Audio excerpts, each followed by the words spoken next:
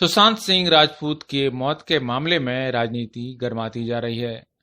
रविवार को शिवसेना के मुखपत्र सामना के जरिए पार्टी सांसद संजय राउत ने बीजेपी, सीबीआई और सुप्रीम कोर्ट को निशाने पर लिया था। अब इस मामले में भारतीय जनता पार्टी ने शिवसेना और कांग्रेस पर पलटवार किया है। पार्टी के प्रवक्ता निखिल आनंद ने सवाल उठाया है कि महाराष्ट्र सरकार सुशांत की मौत की सीबीआई जांच से डर क्यों रही है। उन्होंने यह भी कहा कि इस मामले में संजय राउत और सीएम उद्धव ठाकरे के बेटे आदित्य ठाकरे का नार्को टेस्ट होना चाहिए। बीजेपी नेता ने मांग की है कि सुशांत के मामले में कांग्रेस को अपनी चुप्पी तोड़नी चाहिए। महाराष्ट्र सरकार गंदी राजनीति कर रही है। उन्होंने कहा कि शिवसेना के प्रमुख नेता एनसीपी और कांग्रेस पर सवाल खड़े हो रहे हैं। सिर्फ आदित्य ठाकरे ही सफाई क्यों दें? राहुल गांधी और प्रियंका गांधी भी इस मामले में अपनी चुप्पी तोड़ें। उन्होंने कहा, यह दुर्भाग्य है कि महाराष्ट्र सरकार घटिया राजनीति कर रही है। तथ्यों से छेड़खानी की जा रही है। सबूतों को मिटाया जा रहा है। सीबीआई को इन सब बातों को संज्ञान में लेना चाहिए। निखिल ने कहा कि शिवसेना सीबीआई जांच से बहुत नर्वस और घबराई हुई है। अगर शिवसेना के लोगों को सब कुछ पता है तो सीबीआई संजय राउत, आदित्य ठाकरे का भी नार्को टेस्ट करा दे ताकि रहस्य से ही पर्दा खुल जाए। आदित्य ठाकरे ने डरकर सफाई दे दी, लेकिन सिर्फ वह ही सफाई क्यों दें? अब राहुल गांधी और प्रियंका गांधी भी चुप्पी तोड़ें।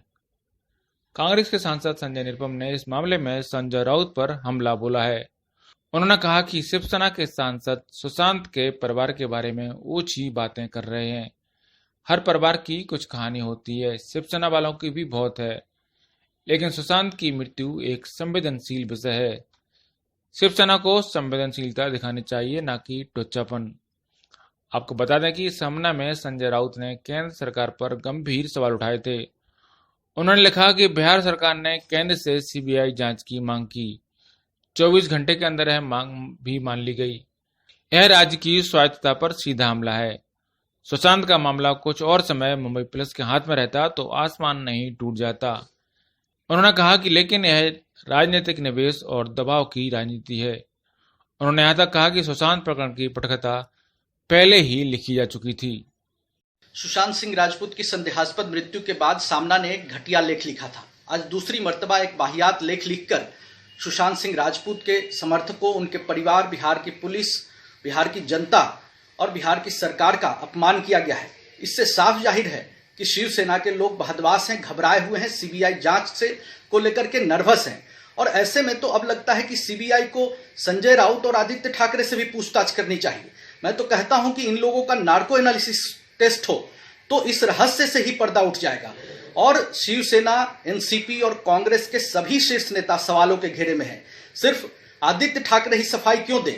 कांग्रेस के नेता राहुल गांधी और प्रियंका गांधी को भी सुशांत सिंह राजपूत के मामले में अपनी चुप्पी तोड़नी चाहिए। और जिस तरीके की घटिया राजनीति महाराष्ट्र की सरकार कर रही है वह बहुत ही दुर्भाग्यपूर्ण है, न्याय के खिलाफ है। सबूतों को मिटाया जा रहा है, तथ्यों से छेड़छाड़ किया जा रहा है।